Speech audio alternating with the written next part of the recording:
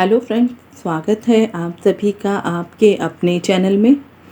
Gemini astrology की इस series में हमने आत्मा और आत्मकारक का वास्तविक अर्थ समझा कि किस तरह हम अपने जीवन में आते हैं और क्या उद्देश्य हमारे जीवन का होता है, किस तरह हमारी आत्मा हमसे क्या करवाना चाहती है, ज्योतिष में कौन से ग्रह कैसे काम करते हैं और जेमिनी एस्ट्रोलॉजी के अनुसार किस ग्रह के आत्मकारक होने से हमें क्या पता चलता है कि हमें क्या करना चाहिए और ऐसे में हमारी कुंडली क्या कहती है, किस ग्रह से हमारी आत्मा का क्या उद्देश्य होता है, इसे आप जेमिनी एस्ट्रोलॉजी से समझ सकते हैं। हमने आत्मकारक सूर्य की बात की, चंद्रमा आत्मकारक की बात की। आज हम मंगल के आत्मकारक होने से क्या उद्देश्य हमारे जीवन का हमारी आत्मा लेकर आई है, इस पर बात करने वाले हैं। अगर आपने वो वीडियोस नहीं सुने हैं तो आप चैनल पर उन्हें सुन सकते हैं। जैसा कि हम जानते हैं कि हमारे इस वर्तमान जन्म में हमारी आत्मा का कोई ना कोई उद्देश्य ज़रूर होता है, इसीलिए हमारा जन्म होता है।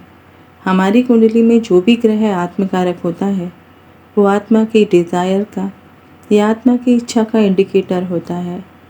किसी आत्मा को पिछले जन्मों की सभी अधूरी इच्छाओं और अपने टारगेट को पूरा करने के लिए अपने वर्तमान शरीर में पुनर्जन्म लेना पड़ता है। दूसरे शब्दों में अगर कहें तो हमारी कुंडली का आत्मकारक ग्रह हमारे मेन इंक्लिनेशन, हमारे ट्रेट्स और हमारी इच्छाओं और टारगेट का प्रतिनिधित्व करता है, जो हमारे पूरे जीवन में लगभग एक जैसे रहते हैं या कभी कम या कभी ज़्यादा भी हो सकते हैं। ये महत्वपूर्ण ग्रह न केवल हमारी महत्वाकांक्षाओं को हाईलाइट करता है, बल्कि स्पिरिचुअल और मटेरियल ग्रोथ के लिए जितनी भी दिक्कतें होती हैं उनको भी इंडिकेट करता है। हमारी कुंडली का हर ग्रह आत्मकारक के रूप में हमें हमारे जीवन का मुख्य उद्देश्य भी बताता है, जो हर व्यक्ति की कुंडली में अलग अलग हो सकते हैं। केवल सूर्य ही एक ऐसा है जो हर कुंडली में चर और स्थिर आत्मकारक बन सकता है। केवल एक मुख्य ग्रह होता है जो इस इनकारनेशन के लिए व्यक्ति के मेन कर्म को इंडिकेट करता है और उसके बारे में बताता है। ऐसे ग्रह को आत्मकारक कहा जाता है, जो आत्मा का सूचक होता है, आत्मा का इंडिकेटर होता है। मंगल एक रेड हॉट प्लैनेट के रूप में जाना जाता है, जैसी अग्नि होती है, और इसीलिए मंगल की एनर्जी भी अग्नि जैसी है, फायरी है, और इसीलिए इसे फायरी प्लैनेट कहा जाता है। जिस तरह हम फायर को, आग को कंट्रोल नहीं कर सकते, पकड़ नहीं सकते क्योंकि इसका एलिमेंट फायर है, उसी तरह मंगल भी फायर एलिमेंट है और इसीलिए इसकी ऊर्जा को भी कंट्रोल नहीं किया जा सकता। मंगल हमारे जीवन में चैलेंज को एक्सेप्ट करने के लिए, किसी भी परिस्थिति का डटकर मुकाबला करने के लिए और सभी तरीके की परेशानियों से फाइट करना सिखाता है। मंगल हमारी सभी प्रकार की शारीरिक ऊर्जाओं का प्रतिनिधित्व करता है। इस ग्रह के बारे में कहा जाता है कि आपको वेट करने के लिए परमिशन नहीं देता, बल्कि इसका नेचर इम्पल्सिव है, इसीलिए ये तुरंत किसी भी काम को करने के लिए कहता है। जैसे मान लीजिए रोड पर कोई एक्सीडेंट होता है और वहाँ पर क्राउड भी बहुत है, लेकिन कोई आगे नहीं बढ़ता हेल्प करने के लिए। लेकिन उसी भीड़ में अगर कोई मार्स की एनर्जी वाला व्यक्ति होगा या कोई आर्मी पर्सन होगा तो वो बिना सोचे समझे ही उस भीड़ में जाकर एक्सीडेंट वाले व्यक्ति की हेल्प करेगा। मंगल की ऊर्जा उसे रुकने ही नहीं देती, वो फास्ट मूविंग होता है और इसीलिए तुरंत या तो वो उसकी मदद करता है या हॉस्पिटल लेकर के जाता है और उसका ट्रीटमेंट शुरू करवाता है। यहाँ पर मंगल की डबल एनर्जी काम करती है, एक तो वो व्यक्ति जिसने हेल्प की है और दूसरा वो जिसने हॉस्पिटल में ट्रीटमेंट किया, यानी डॉक्टर। ये दोनों ही एनर्जी मंगल की एनर्जी होगी। So protection is an important topic for Atmakaraka for Mars, and this is not the protection of the physical body but the protection of the soul also. You need to realize that we are all bodies and the body is a shell for the soul. कहने का अर्थ है कि मंगल की high energy वाले व्यक्ति ही बहुत आक्रामक होते हैं, एनर्जेटिक होते हैं।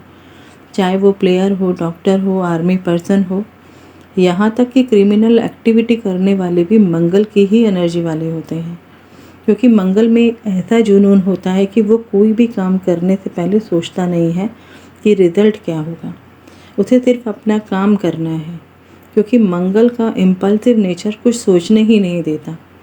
वहीं अगर हम शनि की बात करें तो वो गंभीर होता है, हर काम को सोच समझ के करने वाला होता है, सही निर्णय सही समय पे लेता है।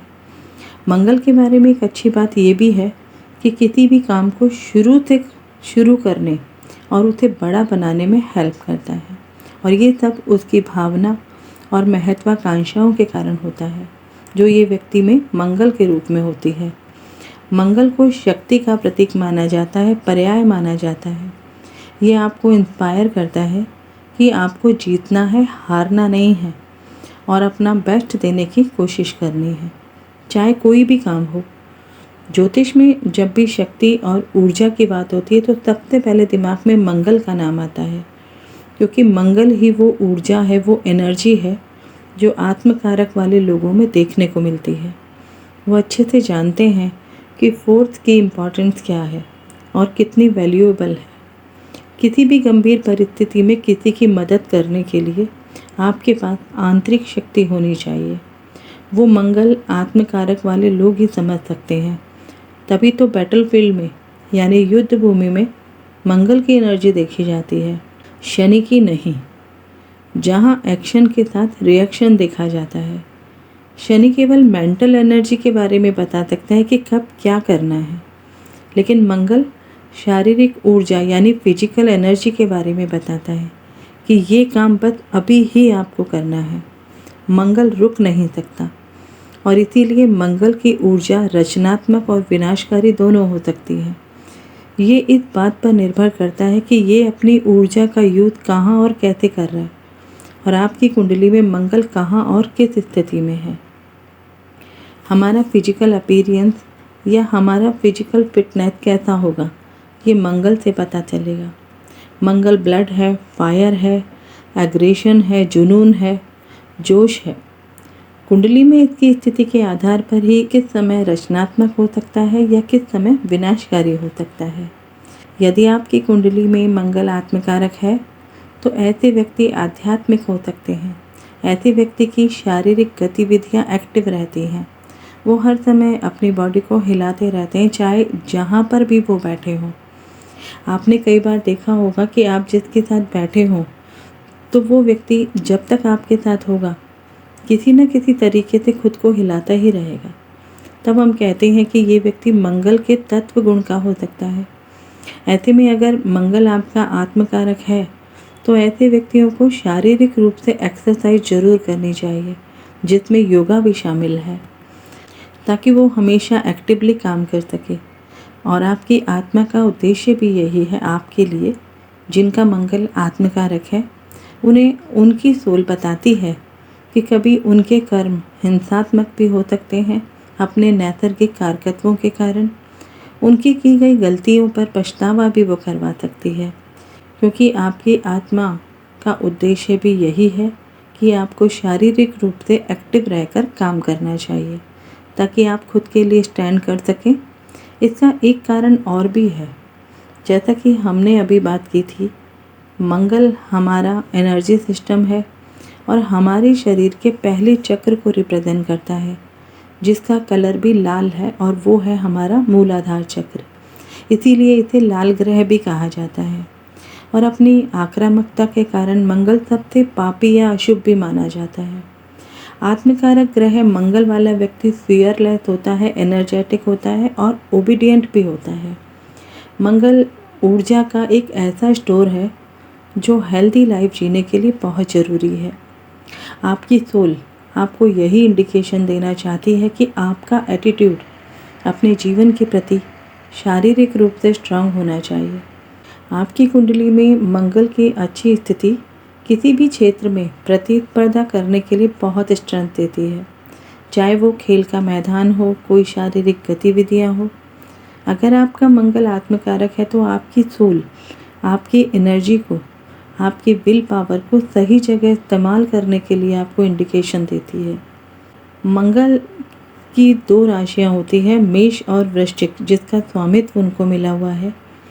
तो ऐसे में पहले हम मेष राशि की बात करें, जो काल पुरुष की फर्स्ट राशि है, जो कुंडली के फर्स्ट हाउस को रिप्रेजेंट करती है और जो फायरी भी है, जिसमें केतु, शुक्र और सूर्य के नक्षत्र आते हैं। इसे पहली राशि कहा गया है, जो किसी भी नई शुरुआत को भी इंडिकेट करती है। मेष राशि में कहा जाता है कि बच्चे को एक शरीर मिलता है, एक नई एनर्जी मिलती है।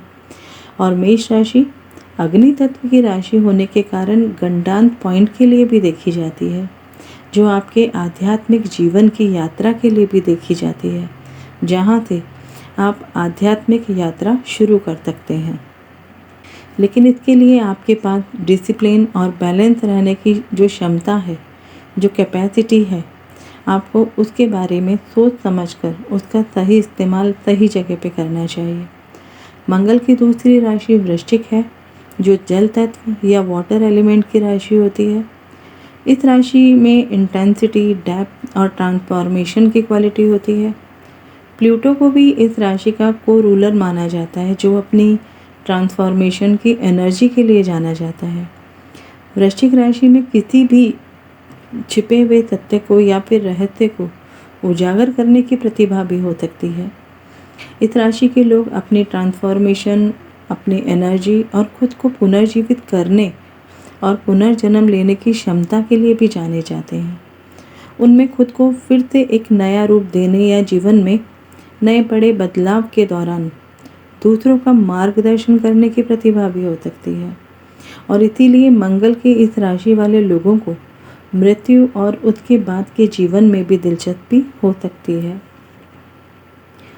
वृश्चिक राशि में भी गंडांत के पॉइंट होते हैं, जो आत्मकारक मंगल वाले लोगों के लिए, यानी मंगल जिनका आत्मकारक होकर वृश्चिक राशि या मेष राशि में होता है, तो ऐसे लोग आध्यात्मिक यात्रा के लिए बहुत गहराई में चले जाते हैं। गंडांत के सभी जो बिंदु होते हैं वो जल तत्व और अग्नि तत्व की राशियों में किसी खास डिग्री में होते हैं, जो आपके स्पिरिचुअल जर्नी के लिए देखे जाते हैं। और वही मंगल आत्मकारक होकर जब इन राशियों में होता है, तो आपको आपकी सोल इंडिकेशन देती है कि आपको खुद को स्ट्रॉन्ग करके आगे बढ़ना होगा, ताकि आप दूसरों की मदद कर सकें। और इसीलिए मंगल का नेचर ड्यूलिटी लिए हुए होता है, जो कंस्ट्रक्टिव और डिस्ट्रक्टिव दोनों हो सकते हैं। मकर राशि में मंगल अपने उच्च राशि में होते हैं। मंगल जो एक्शन के लिए देखा जाता है, आत्मकारक के रूप में मंगल आपको कर्म करने के लिए और कर्म करवाने के लिए प्रेरित करता है। इसका एनर्जेटिक इन्फ्लुएंस आपकी अपनी इच्छाओं के अनुसार कार्य करने की अप्रोच भी रखता है। मंगल जब मकर राशि में होते हैं तो आपको समय और जिम्मेदारियों से जोड़ता है। मकर राशि नैसर्गिक दशम भाव की राशि है, जो शनि की राशि है। यहाँ मंगल एज ए बहुत काम करता है और ये बैटलफील्ड की राशि भी होती है, जहाँ मंगल आर्मी पर्सन की तरह काम करता है। इसीलिए मंगल आत्मकारक होकर इस राशि में होने पर अपनी पूरी एनर्जी का इस्तेमाल करता है और अपनी एनर्जी का पूरा इस्तेमाल करने की सलाह भी देता है। इस राशि में मंगल जब अस्त होते हैं, कंबस्ट होते हैं आत्मकारक के रूप में, तो अपनी पावर खो देते हैं, जहाँ ये सूर्य के साथ एक ही राशि में होते हैं और डिग्री में क्लोज होते हैं। तो ये शारीरिक और मानसिक समस्याओं को जन्म दे सकते हैं। आपको एग्रेशन के कारण बहुत सी समस्याओं का सामना करना पड़ सकता है, जो आपकी ग्रोथ को डिस्टर्ब कर सकता है। आप दूसरों के साथ शारीरिक रूप से मिसबिहेव कर सकते हैं, लीगल ट्रबल में आप पड़ सकते हैं। मकर राशि में अस्त होने से मंगल बहुत सी तकलीफ़ें आपको दे सकता है।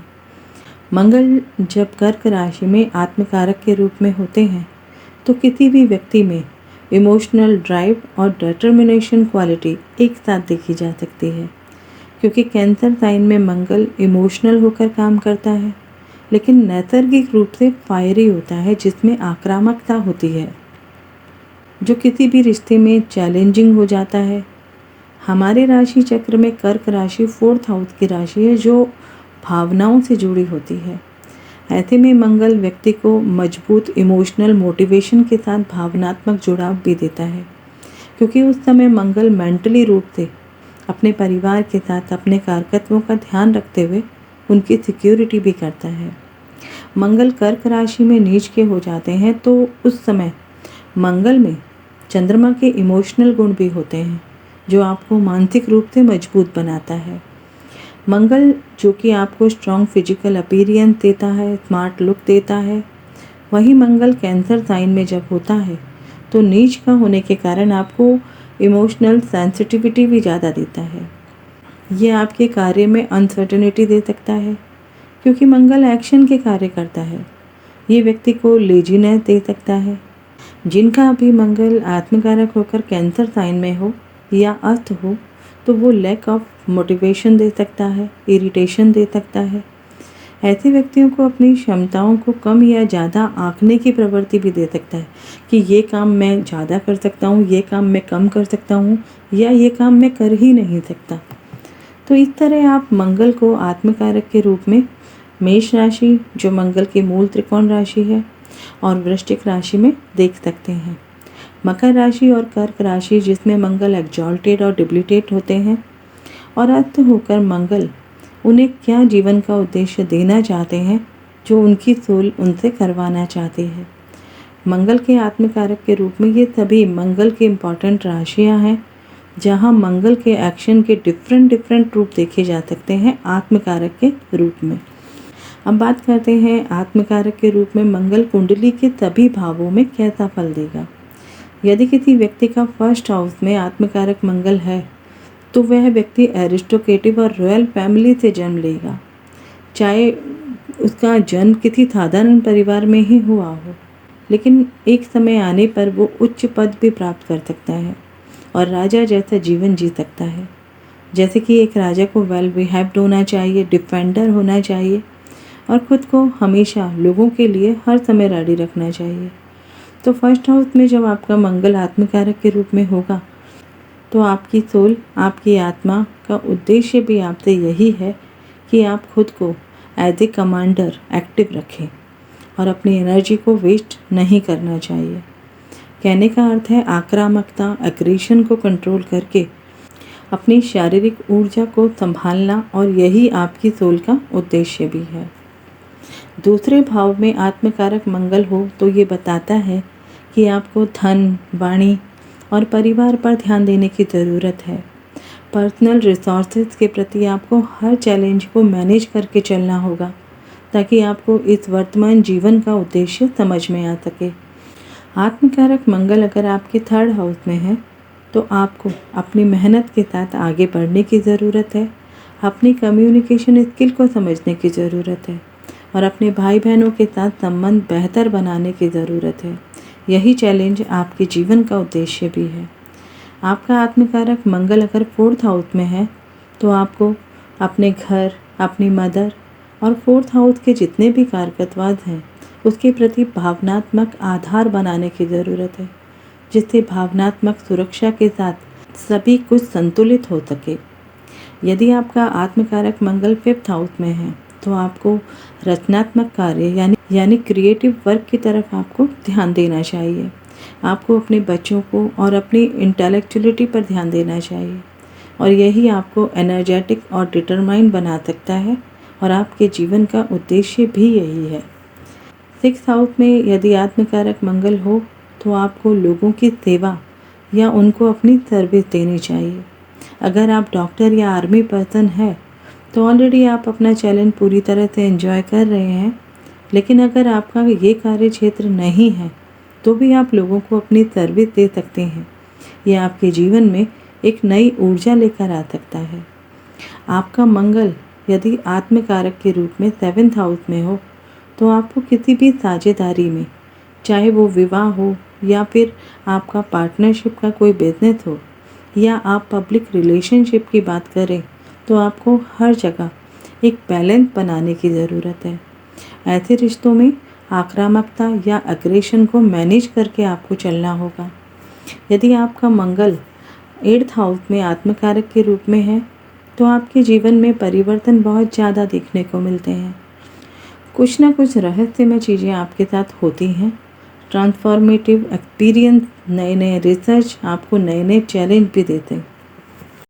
9th हाउस में अगर आपका आत्मकारक मंगल है और आप स्टूडेंट हो तो हायर एजुकेशन के लिए आपको धैर्य रखने की ज़रूरत है, लेकिन ये विश्वास भी रखने की ज़रूरत है कि आपका उद्देश्य है और आपकी इससे संबंधित लंबी यात्राएं आपको आपकी डेस्टिनी तक लेकर जाएगी।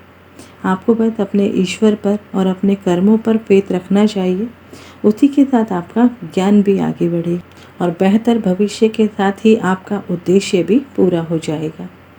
10th हाउस में आपका आत्मकारक मंगल हो तो आपको अपने करियर, पब्लिक लाइफ और अथॉरिटी के प्रति रिस्पॉन्सिबल होकर अपना काम करना चाहिए। आपके जीवन का उद्देश्य, आपका एम आपके प्रोफेशनल लाइफ के प्रति होना चाहिए। 11th हाउस में आपका आत्मकारक मंगल होने से आपकी दोस्ती, आपके सामाजिक दायरे और आपकी आकांक्षाएं, आपका लक्ष्य और सोशल रिलेशनशिप के प्रति आपका डिटर्मिनेशन साउंड होना चाहिए। 12th हाउस में आपका आत्मकारक मंगल आपको स्पिरिचुअलिटी और सबकॉन्शियसनेस से अलगाव की ओर लेके जा सकता है। आप में इंटरनल कॉन्फ्लिक्ट और स्पिरिचुअल चैलेंज की भावना बढ़ सकती है, तो आप उसे पूरा करने के लिए इस चैलेंज को एक्सेप्ट करके आगे बढ़ें। और यही आपकी सोल, आपकी आत्मा का उद्देश्य भी है। हमारे कार्मिक लेसन हमारे आत्मकारक के माध्यम से हमें लाइफ के चैलेंज और अपॉर्चुनिटी के द्वारा हमारी आत्मा के विकास में मदद करता है। हमारा स्पिरिचुअल पाथ यानी हमारा जो आध्यात्मिकता का रास्ता है वो आत्मकारक ग्रह के रूप में हमारी आध्यात्मिकता के रास्ते और आध्यात्मिक यात्रा को पूरी तरह कैसे प्राप्त किया जाए इसके बारे में स्पिरिचुअल परफेक्शन देता है, सही मार्गदर्शन देता है कि व्यक्ति को क्या करना चाहिए। ये व्यक्तियों को उनके स्पिरिचुअल गोल के साथ अपने कार्यों को कैसे अलाइन करना है इसके बारे में भी गाइड करता है। आत्मकारक के प्रभाव को समझकर आप अधिक आत्म जागरूकता प्राप्त कर सकते हैं और अपनी उच्चतम क्षमता को साकार करने की दिशा में काम कर सकते हैं। आपके जीवन के जितने भी महत्वपूर्ण निर्णय हैं उनको लेने में आत्मकारक आपकी आत्मा के उद्देश्य के अनुरूप कार्य करता है, जिससे अधिक फुलफिलमेंट और मीनिंगफुल लाइफ आपको मिल सकती है।